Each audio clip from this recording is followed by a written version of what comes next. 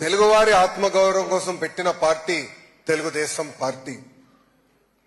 అసలు తెలుగు సత్తా ఏంటో దేశానికి చూపించిన పార్టీ తెలుగుదేశం పార్టీ. ఆనాడు తెలుగోల్ని మద్రాసి అనేవారు. అది విశ్వవిఖ్యాత నట సార్వభౌమ స్వర్గీయ నందమూరి తారక రామారావు గారు లేదు మేము మద్రాసీలు కాదు తెలుగోలు అనేది ఒకరు ఉన్నారని ఢిల్లీకి వినిపిస్తాం జరిగింది.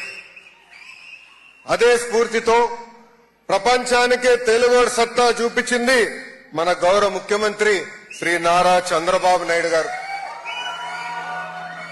1994లో చాలా మంది అన్నారు కంప్యూటర్ అన్నం పెడుతుందా అని. పెద్ద ఎత్తున ఇంజనీరింగ్ కాలేజీలు తీసుకొస్తే ఆనాడు గౌరవ ముఖ్యమంత్రి గారిని అనేక విమర్శలు చేశారు.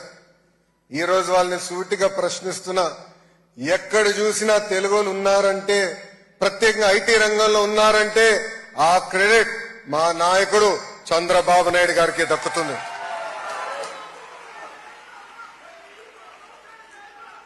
ప్రపంచంలో తెలుగు వాళ్ళు శాసిస్తున్నారంటే దానికి కారణం ఒక విజనరీ.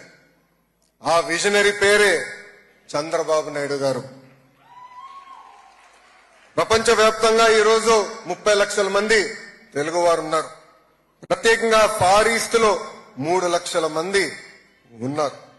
ఈరోజు సింగపూర్ లో జరుగుతున్న తెలుగు డయాస్పోరా మీటింగ్ లో మనం ఒక్కసారి చూస్తే మలేషియా నుంచి, ఇండోనేషియా నుంచి, ఫిలిప్పీన్స్ నుంచి, ఫార్ ఈస్ట్ నుంచి పెద్ద ఎత్తున తెలుగువారు తరలి వచ్చారు. అదే మన తెలుగువారి పవర్, అదే మన తెలుగువారి సత్తా.